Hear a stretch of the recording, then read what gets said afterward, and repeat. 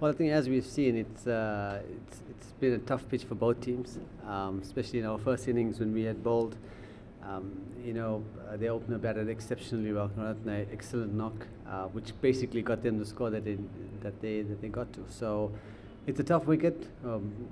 You've got to try and capitalize on the loose balls when you do get them, and certainly hope that a ball doesn't have your number on it either, whether caught behind or whatever the case is. But you've always got to have intent when you're batting. Well, you've got to have a decent defense to keep out the good ball, and you've got to look to score. Excuse me. So, and if you can combine those two with a bit of fortune here and there, then that gives you the best chance of scoring. Well, it's always going to be home ground advantage. I mean, Sri Lanka's, as you said, it's got some quality spinners, and we've been blessed as well that our spinners have done exceptionally well on these wickets. So that's how it is. When you come to South Africa, it's difficult wickets that help seam bowling, and yeah, it helps the spinners. So yeah, it's just part and parcel of it. Yeah, there's 272 on that type of wicket is a lot of runs. If we can manage to restrict them under, I say 320, then certainly that would be a good target for us. So at least if we get a couple of good partnerships and one of us play at innings like Ratna played, that will get us close to that score.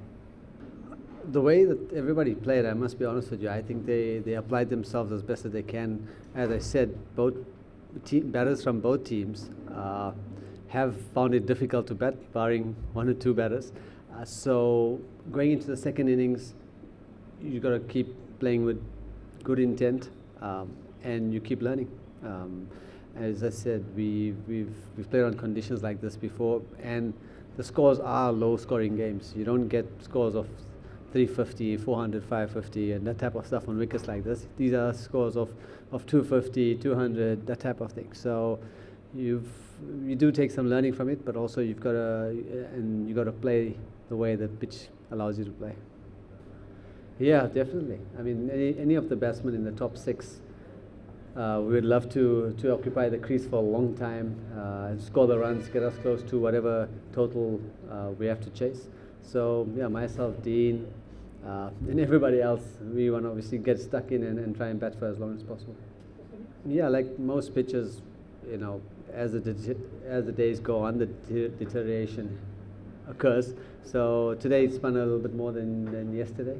And I suspect tomorrow, maybe if in the morning session after the roller's been on it, it might not spin as much, and then it'll probably break up and spin more and more as the test match goes on. Yes, as I said, two things: you've got to have good scoring options, and you've got to have good defense. So you've got to try and marry the two as best as possible, and with an element of fortune here and there to get through to score big runs. Yeah, the ball turn. I mean, there were some good deliveries. I mean, if I look at Temba getting out, he played on, a shot was on. I mean, he's a very good sweeper of the ball. A few other guys were really good balls that spun in. When you play in South Africa, you get the balls that beat the bat of the seamers when the ball nips, and here you get the ball that turns and bounces, and either you're going to get the edge or you play and miss as well. So good spinners and good bowlers. That's what happens when the wicket does turn.